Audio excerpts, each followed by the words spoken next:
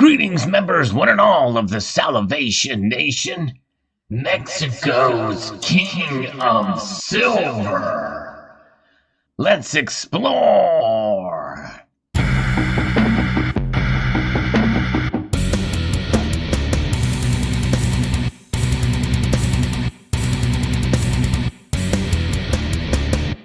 When we think of Mexico, well, for many of us in the precious metals community, we think of not just tacos or Mexican food delights or sombreros. We think of silver. Indeed, Mexico is one of the largest producers of silver in the world, and there is a king of silver indeed in Mexico. And in some of my research, I found out about Mexico's silver king, who just recently passed away here, and that's Mexico's King of Silver. I try to do diverse stories on precious metals and the people that are involved in precious metals.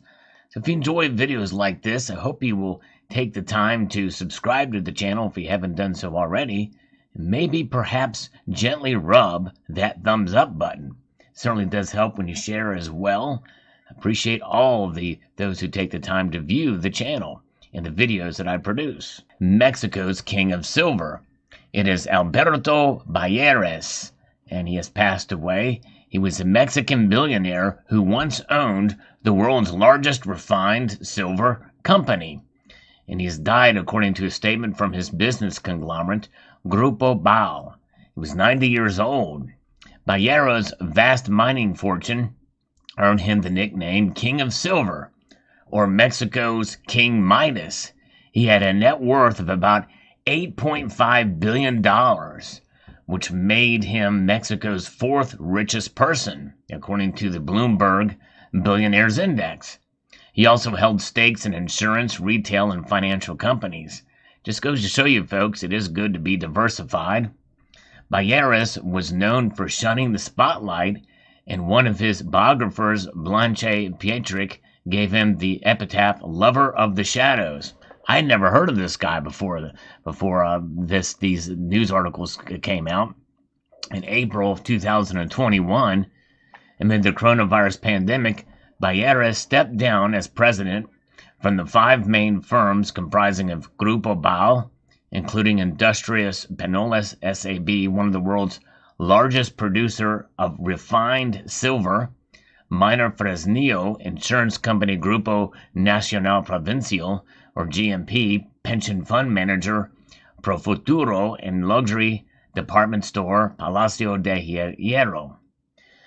He was replaced by his son, Alejandro Bayeres, one of the 7 children he had with his wife Teresa Gal, who was already on the board of directors of the main companies. Bayeres had remained an honorary president.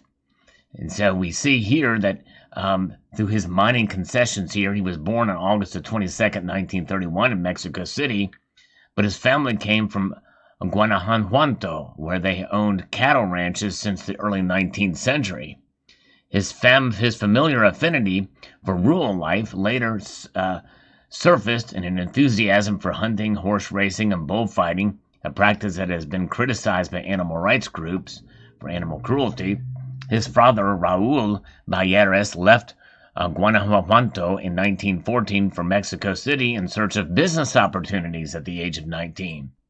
He died in 1967 after falling down a staircase and left his son a group of 15 companies in mining, insurance, banking, real estate, retail, soft drinks, a malt factory, and chemicals. Bayeres benefited from the privatizations carried out by the former president Carlos Salinas de Gortari of the center-right Institutional Revolutionary Party from 1988 to 1994. His fortune soared under the reign of the Conservative National Action Party between 2000 and 2012, when he was granted vast acreage for mining. So his highest honor was receiving the Belisario Dominguez Medal, which is the highest honor awarded by the Senate for his entrepreneurship in 2015. I think it's a wonderful story.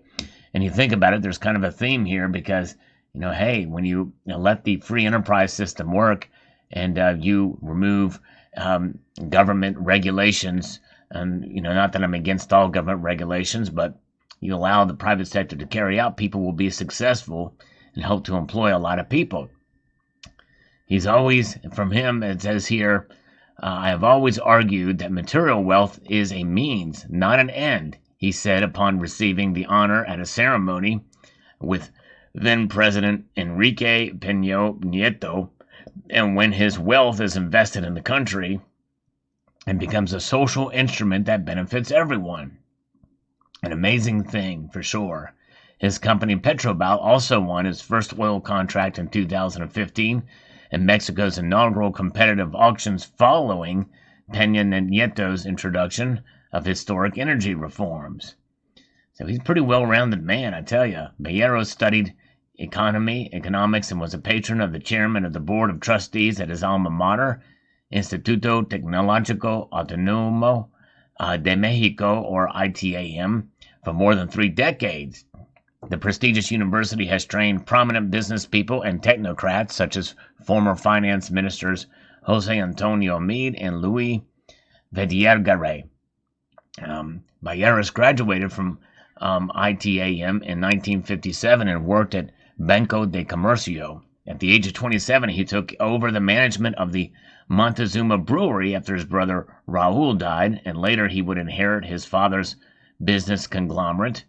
In the 1960s, he sold the brewery and other assets and founded Pinol's, a leading producer of metals in Latin America.